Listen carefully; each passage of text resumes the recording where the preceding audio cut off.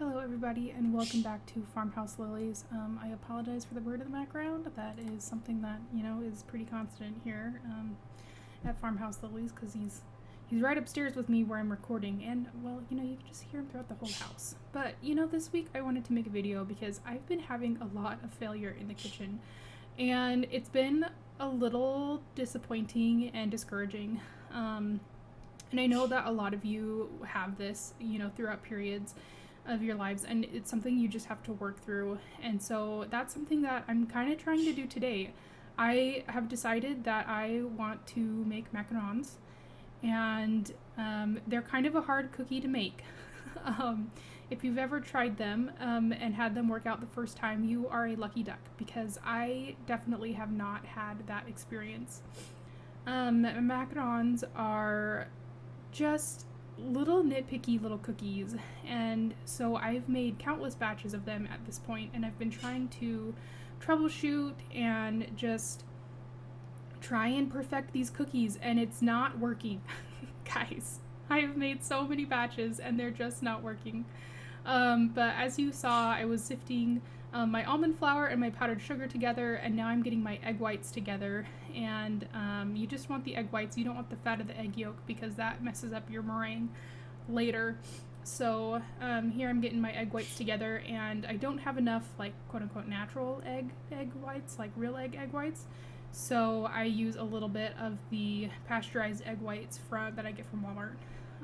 And it works fine. It can make a little bit of a drier meringue, but I haven't seen too much of a difference here, which has been great, especially when you run out of eggs, because you use so many eggs doing these all the time. And talking about failures, so I tried to use up my egg yolks from my meringue making here, and I decided that I was gonna make, what are they called, German pancakes. And I was like, I'm not gonna follow the recipe. I have the recipe in the background, but I decided I'm not gonna follow the recipe because I want to use my sourdough. So I decided to take my egg yolks and add a bunch of sourdough and mix it all together, added some maple syrup, and it looked like a great batter. And I decided to bake it up, and I'm not showing it here because it just isn't worth showing. But I baked it up, and it basically was just a sourdough pancake, which was very sourdoughy and kind of had a little bit of a weird texture. It was kind of like split top and bottom, like the bottom was sourdough and the top was like egg. It was weird. So I decided not to show that. But, another failure in the kitchen. It's been a rough week. It's been a rough week in the kitchen. Even though I'm kind of going, crazy and doing my own thing, it's still disheartening. So as you saw previously, I was putting sugar back into the container. Don't worry, this container and all the sugar got dumped out and rewashed. I did not reuse that eggy sugar. But here I'm taking that egg and sugar mixture and dissolving the sugar into the egg. And then my camera started dying, so you didn't get to see me whip the meringue, but I whipped the meringue, and now I'm adding the almond flour powdered sugar mixture, and then we're just going to start our macaronage here. And this, I think, is where I'm failing the most at, because when I asked someone who is really good at macarons, what my problem was, because I'm getting these hollow macarons, right? And I was asking her, she's like, oh, you're probably over macaronaging. And I was like, oh, okay, I can handle that. So I made a batch that was, to me, under macaronaged, and they worked out better, and I don't think I really had any hollows. So this time I was like, okay, I'm gonna do this the way that I think it's gonna work, because I had also fixed my oven temperature, and I was like, it's gotta be the oven temperature rather than the macaronage. And I think it was actually my macaronage. So I'm cooking at a lower temperature here, but I still got the hollows. So I think it's definitely my macaronage. That's my issue here. But yeah, I'm really struggling with these macarons. They're a hard cookie, and they're just tough to deal with. And my husband is loving eating the cookie shells, though, of course, because they are really good still. They taste great. They just are hollow and a little bit fragile up top, which makes it difficult to fill them. So I don't always fill them. In fact, most of the time I just make the shells so I can try and perfect the shells, because fillings are easy. Fillings are just white chocolate ganache or something easy, which I have to say, I made a white chocolate cheesecake ganache, and that's probably the best filling / best tasting thing I've ever had. It's so good. But as you could see there, my macaronage, I should have slowed it down, but my macaronage was giving me 1.5 fast figure eights. So I think that's where I'm failing the most at that. But my batter it seems like it acts great. And so I don't know so I'm using the Swiss method here, if that makes a difference to any of you. But I don't know if that makes a difference with the Swiss method. Yeah. But also with my meringue, stepping back a bit, I'm really getting to stiff peaks with the meringue. I don't think I'm over whipping it, but I do think that maybe for the Swiss recipe, maybe you do have to under whip it a little bit. And so I'm wondering if I'm struggling there too. But you can see here, they look great coming out. They're not too discolored on the bottom. But here we will cut 1.5, and you can kind of see that it's just hollow up top. And it's just kind of sad because you put so much work in these cookies and then they're hollow. So it's just a little disappointing. But here is that mixture that I was talking about, the German pancake mixture. I didn't think I was going to show it, but here it is. And the batter looks great. And really what my goal was here was to discard my sourdough starter.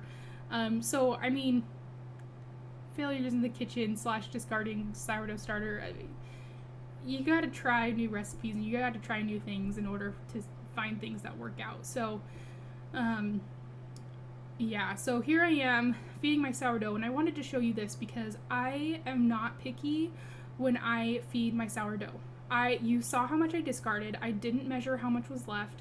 I just put a bunch of flour and a bunch of water in my sourdough starter to get this thick texture here, and I'll show it kind of here a little bit better of a view, so you can see, like, it's thick and it's a little clumpy, and that's what I use for all of my sourdough. So, and actually this sourdough only sat for about 4 hours before I used it in this bread, because I was a little antsy and just wanted to get started on the day because I was just not feeling great about my macarons that I had just made.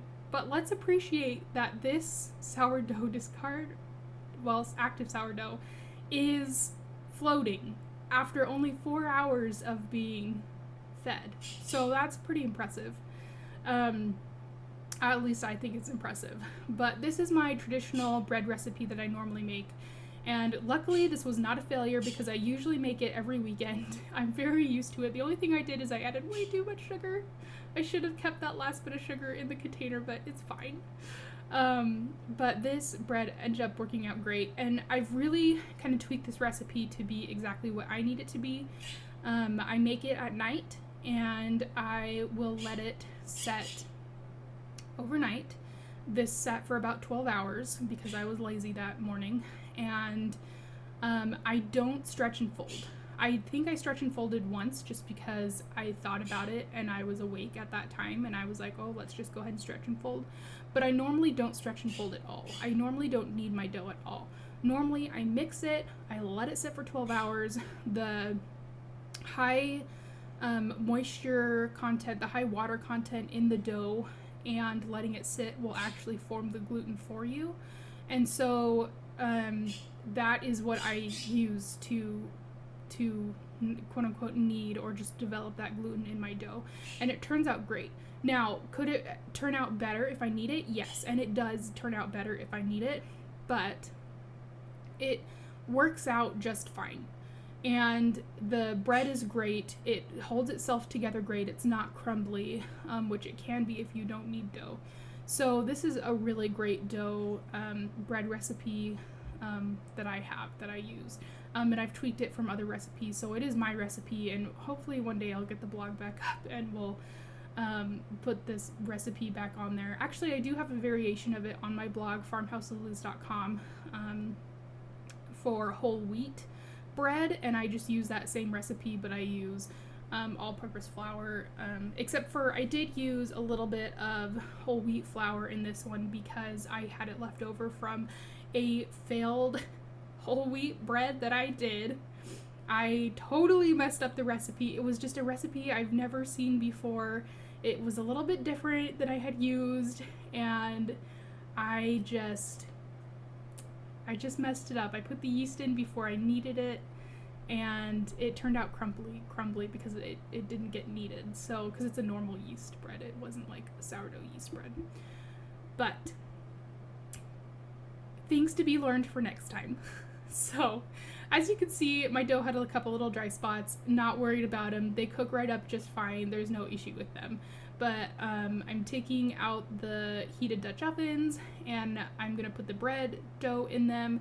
Now you're not gonna see this because my GoPro started dying, so you know, nothing gets recorded when things start dying. So I do show you the finished product, which ended up super beautiful, and I didn't show cutting it, which is kind of sad, but it's super gorgeous and it's delicious.